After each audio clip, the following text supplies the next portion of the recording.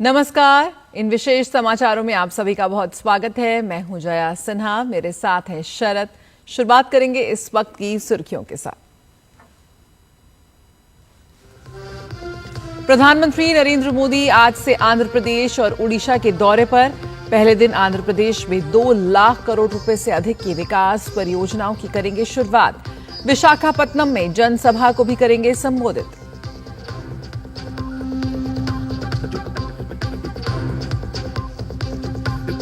ओडिशा में आज से शुरू हो रहे प्रवासी भारतीय दिवस कार्यक्रम में भाग लेंगे विदेश मंत्री डॉक्टर एस जयशंकर। 50 से अधिक देशों से जुटेंगे प्रवासी भारतीय।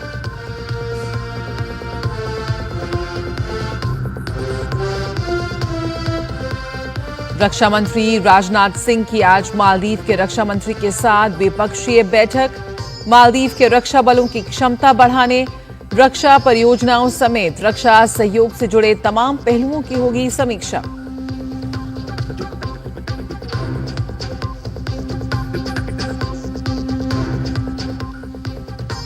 एक देश एक चुनाव से जुड़े संशोधन बिल पर आज जेपीसी की पहली बैठक।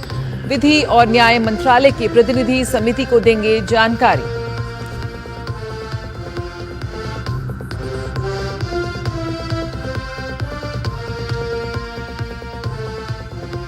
रॉकेट और स्पेसक्राफ्ट के एक्सपर्ट डॉक्टर वी नारायणन होंगे इसरो के नए चेयरमैन। 14 जनवरी को लेंगे डॉक्टर एस सोमनाथ की जगह।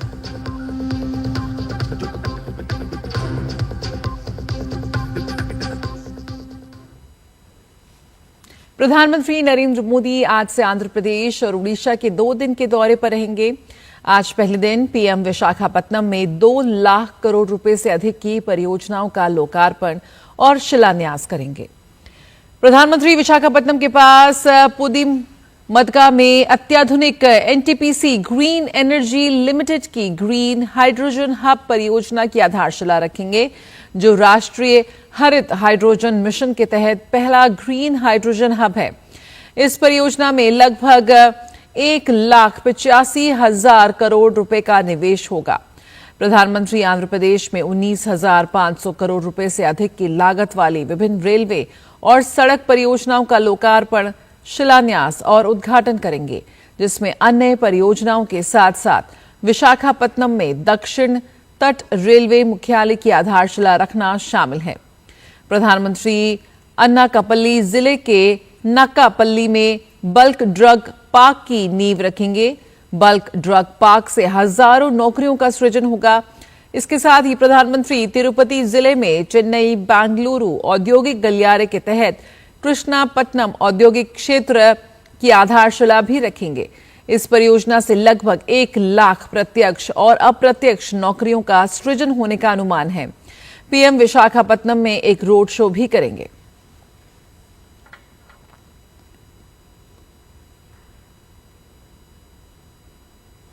ओडिशा की राजधानी भुवनेश्वर 18वीं प्रवासी भारतीय दिवस का साक्षी बनने जा रहा है। ये पहली बार है जब ओडिशा इस सम्मेलन की मेजबानी करेगा। आज से 10 जनवरी तक चलने वाले इस सम्मेलन में ओडिशा की संस्कृति और कला को बेहतरीन ढंग से प्रदर्शित किया जाएगा। सम्मेलन के पहले दिन आज युवा प्रवासी भारतीय दिवस मनाया जाएगा। विदेश मंत्री एस जयशंकर, केंद्रीय खेल मंत्री मनसुख मांडविया और उड़ीसा के मुख्यमंत्री मोहन चरण मांझी संयुक्त रूप से युवा प्रवासी भारतीय दिवस का उद्घाटन करेंगे।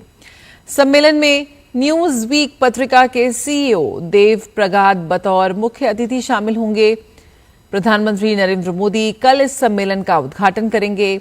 ट्रिनिदाद और टोबैगो के राष्ट्रपति क्रिस्टीन कार्ला कंगालू इस बार के प्रवासी भारतीय दिवस सम्मेलन के मुख्य अतिथि होंगे।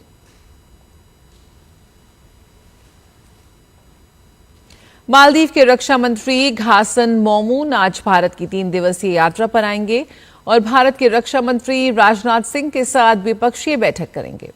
इस दौरान दोनों मंत्री द्विपक्षीय रक्षा सहयोग प्रशिक्षण अभ्यास और रक्षा परियोजनाओं पर चर्चा करेंगे। इसमें मालदीव के राष्ट्रीय सुरक्षा बलों की क्षमता को बढ़ाने के लिए रक्षा उत्पादों की आपूर्ति भी शामिल है। भारत और मालदीव आध्यात्मिक, ऐतिहासिक, भाषाई और जातीय संबंध साझा करते हैं। मालदीव भारत की पड़ोस पहले नीति में एक विशेष स्थान रखता है, जिसका उद्देश्य हिंद महासागर क्षेत्र में स्थिरता और समृद्धि लाना है।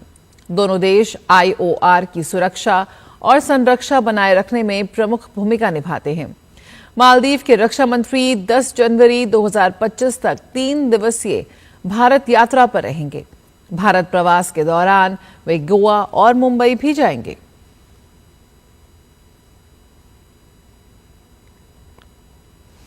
एक देश एक चुनाव को लेकर गठित की गई संयुक्त संसदीय कमेटी JPC की आज पहली बैठक होगी। ये बैठक JPC के चेयरमैन PP चौधरी की अध्यक्षता में बुलाई गई है।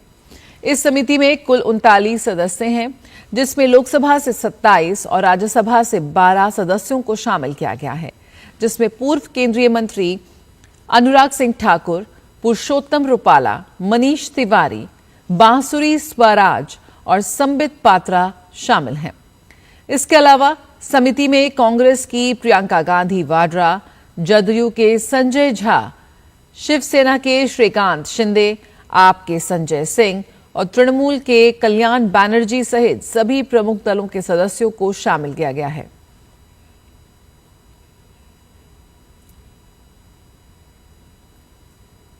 केंद्र सरकार ने पूर्व राष्ट्रपति प्रणब मुखर्जी का स्मारक बनाने का आदेश दिया है।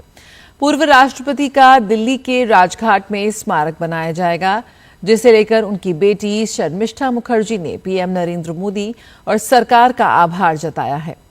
वहीं पूर्व राष्ट्रपति के बेटे अभिजीत मुखर्जी ने भी खुशी जताते हुए सरकार को इसके लिए धन्यवाद दिया है।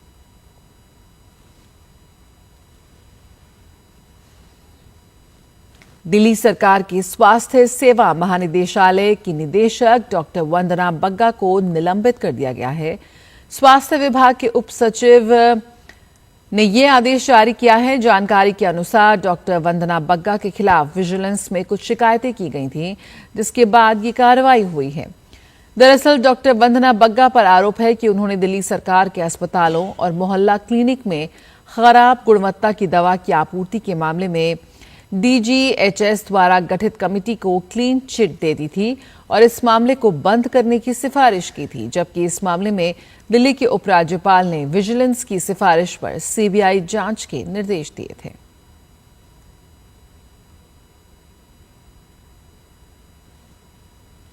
वरिष्ठ अंतरिक्ष विज्ञानी और क्रायोजेनिक इंजन के विशेषज्ञ V नारायणन अंतरिक्ष विभाग के सचिव और भारतीय अंतरिक्ष अनुसंधान संगठन के नए अध्यक्ष होंगे। नारायणन इसरो के मौजूदा प्रमुख S सोमनाथ का स्थान लेंगे। इसरो प्रमुख डॉक्टर S सोमनाथ इस महीने की 14 फरवरी को 3 साल का कार्यकाल पूरा करने के बाद सेवानिवृत्त हो जाएंगे। V नारायणन अभी तमिलनाडु के महेंद्रगिरी में स्थित इसरो के तरल प्रणोदन केंद्र के निदेशक हैं। केंद्रीय मंत्रिमंडल की नियुक्ति समिति ने नारायणन के इसरो अध्यक्ष और अंतरिक्ष विभाग के सचिव के तौर पर नियुक्ति को अनुमोदित कर दिया है। जारी आदेश के मुताबिक नारायणन की इस पद पर नियुक्ति आगामी 14 जनवरी से 2 साल या अगले आदेश तक प्रभावी रहेगी।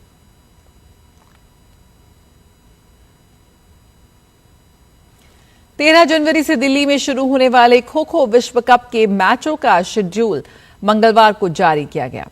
विश्व कप का आगाज भारत और नेपाल के मैच के साथ होगा।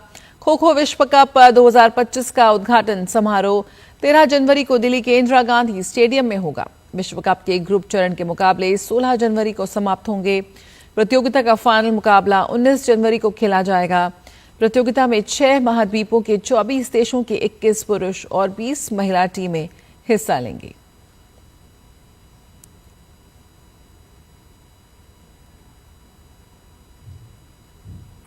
भारतीय बैडमिंटन खिलाड़ी लक्ष्य सेन मलेशिया ओपन से बाहर हो गए हैं। लक्ष्य को पहले दौर के मुकाबले में ताइवान के ची यू जेन के हाथों 21-14, 21-7 से मुकाबला गंवाना पड़ा। पेरिस 2024 ओलंपिक के सेमीफाइनलिस्ट लक्ष्य सेन को शुरू से ही मुकाबले पर पकड़ बनाने में संघर्ष करना पड़ा और पूरे मैच में वे पीछे रहे। ऐसे में ताइवान के शटलर ने उन्हें सीधे गेम में हराकर BWF सुपर 1000 टूर्नामेंट के अगले राउंड में जगह बनाई।